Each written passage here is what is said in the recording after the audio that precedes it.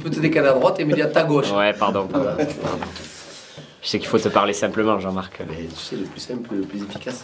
Alors, Jean-Marc, on parlait il n'y a pas très longtemps d'un bloc qui pouvait être celui de la Rébellion.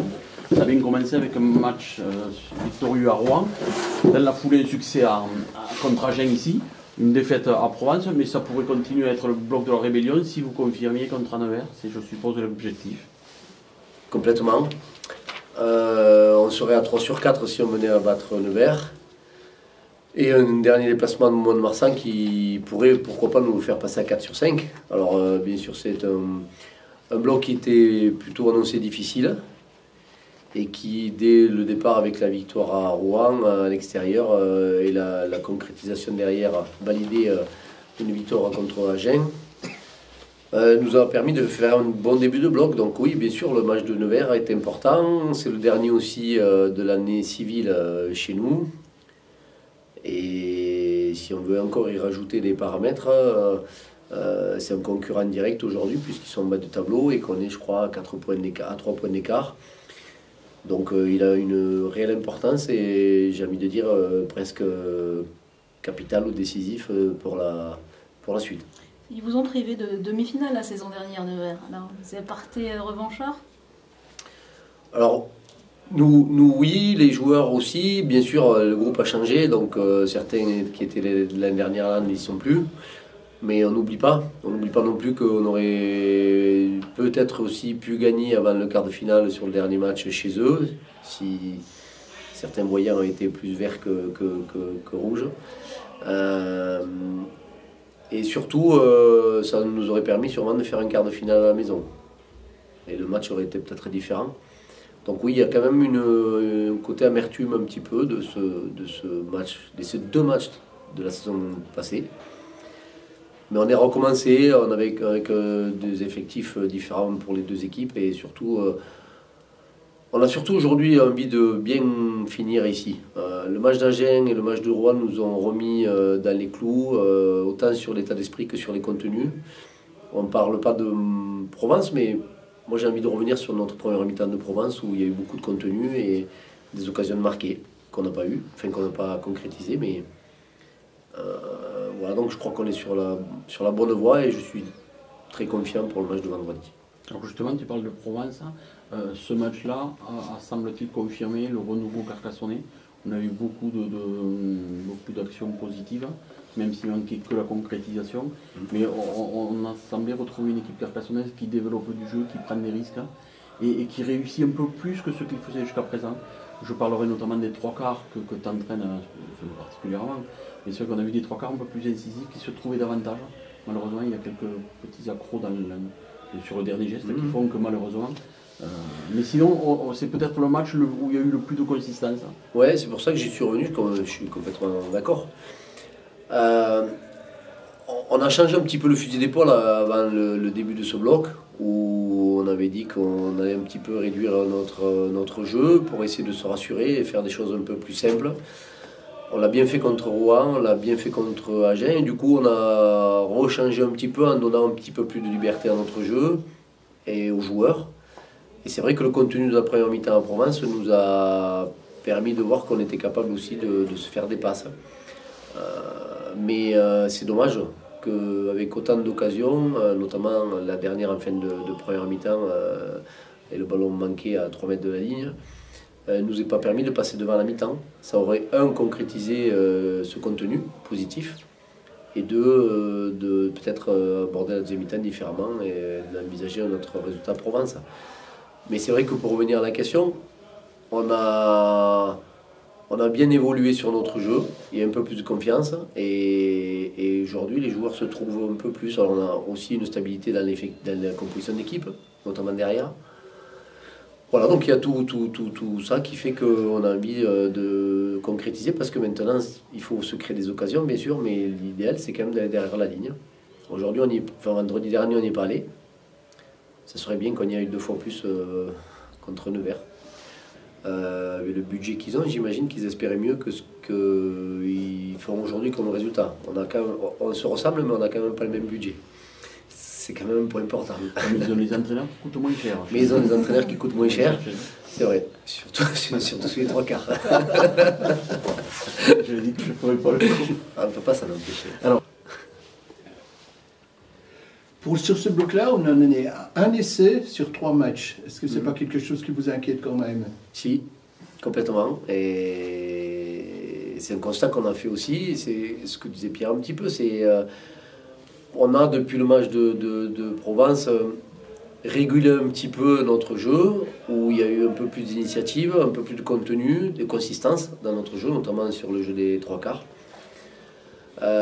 Mais il ne faut pas oublier qu'on avait mis cette pénalité contre Agen et pas trop d'essais non plus contre Rouen. Donc ouais, c'est quelque chose qui nous inquiète. En même temps, c'est aussi dû à la stratégie qu'on a mis en place pour ce bloc où on voulait plus passer par du jeu au pied, de l'occupation, de la pression par le jeu au pied. Et obligatoirement, quand tu joues au pied, tu fais moins de passes. C'est obligatoire. Mais le match de Provence nous a... moi, j'ai beaucoup de regrets de cette première mi-temps de Provence. Parce que le contenu était là. Et si on avait validé dans les zones de marque au moins 2 essais sur les occasions, on aurait peut-être pu marquer des essais, ce qu'on est en train de rechercher, c'est vrai. On n'est pas inquiet, mais on a fait le constat qui aujourd'hui est celui-là qui est pour nous pas bon, c'est qu'il faut qu'on arrive à marquer des essais. Donc on est sur du 6-2, et derrière Anon et Dulon.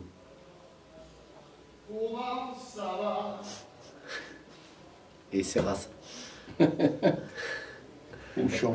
Au champ. Pas de player. Joker médical. au niveau de la compo, on voit la disparition de Marty. Il est blessé. C'est pas dû, si c'était la question cachée. Ouais, non, c'est pas dû à ça. Non, j'allais rebondir en disant c'est pas compliqué d'enlever quelqu'un. Enfin, non, c'est qu'il est blessé, il a des problèmes au tendon d'Achille. Soit compliqué d'enlever quelqu'un qui. Bon, pas pro sanction, mais c'est quand même plus facile d'enlever quelqu'un qui manque un essai que de le sortir quand il a fait un hat-trick. C'est clair, ouais, mais tu le sortirais par là. S'il avait fait un hat-trick, ouais. Non. Mais je l'ai pas sorti pour. Qu'est-ce qu'il c'est a, pas un Marty choix, c'est pas une boutade, hein, ce que je dis, c'est qu'il est vraiment blessé. Qu'est-ce qu'il a? Il a des problèmes au tendon d'Achille.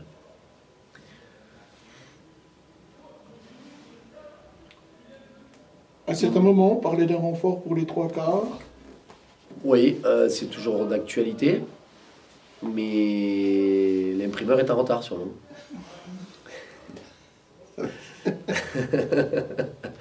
Ça veut dire...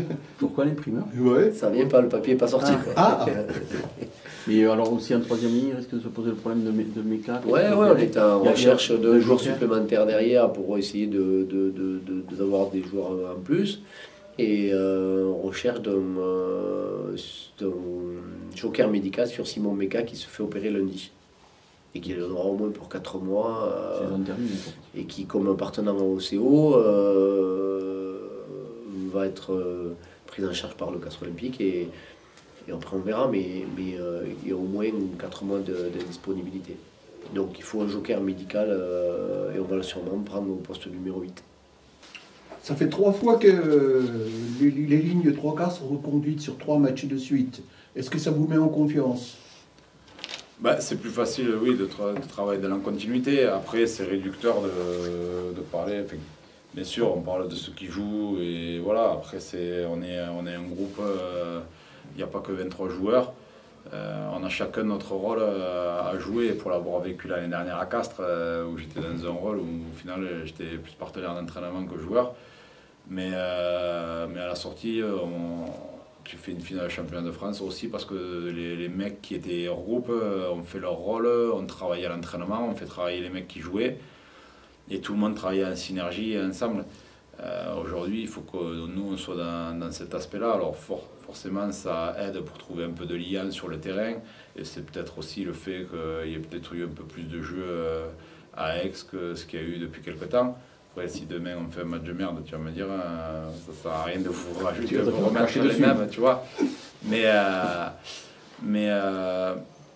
aujourd'hui, c'est un groupe, on se sauvera de toute manière qu'avec tout le groupe et que si tout le monde joue son rôle et à fond et sans, parce que c'est compliqué quand tu joues pas de regarder l'équipe. Alors en plus ça perd, t'as vite fait de tirer sur l'ambulance quand tu joues pas. Donc, mais il faut qu'on reste ensemble et c'est comme ça qu'on s'en sortira de toute façon. Mais comme je te dis, si on ne travaillait pas tous ensemble, c'est pas que la ligne qui joue. Si la ligne qui joue est bonne ou meilleure, ou même si les avants font de meilleurs matchs, c'est qu'à un moment à l'entraînement, ils ont des mecs en face qui les font travailler et qui amènent à l'équipe. C'est pas l'histoire que des 23 qui jouent.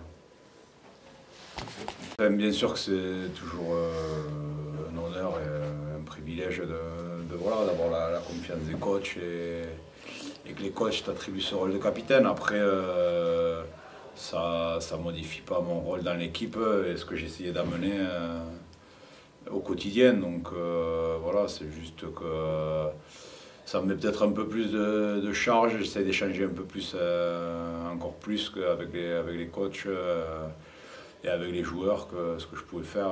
Et voilà, mais sinon, non, après ça ne change pas profondément ce que je faisais depuis le début. C'est simplement le tissu sur le... Ouais, voilà. Ça, après, tu es quelqu'un qui parle beaucoup pendant les matchs ou qui parle ouais. Non, après, voilà, c'est juste que ça me met le truc avec l'arbitrage, le match. Quoi. Le reste, et je ne me rappelle plus, est-ce que tu avais déjà eu ce brassard-là? Ici, ouais, la deuxième saison. En fin de saison, parce que Manu était blessé et du coup, j'avais endossé le rôle de capitaine. Ouais. Alors, est-ce que tu as peur justement de perdre ce brassard après la défaite à Provence? Je déconne. Est-ce que tu attends la sanction là? Ça se joue à pas grand chose. Alors justement, quand tu as le brassard, encore une connerie, est-ce que tu as une augmentation de salaire? Bien sûr. Mais ce que je pense, bah oui, 10 000 de plus par mois. Je vais te poser la même question un peu qu'à Jean-Marc, que j'ai posé tout à l'heure à Jean-Marc. C'est vrai que cette 13e journée, quand on regarde le calendrier, les équipes de bas de tableau qui sont en duel avec vous vont toutes à l'extérieur, où on a des confrontations très compliquées. Vous êtes à domicile et en plus contre l'adversaire direct. Est-ce que ce match-là, c'est pas le match charnière par excellence avant la fin de la phase aller? Match charnière, je pense que dans la situation où on est, ils sont un peu tous charnières.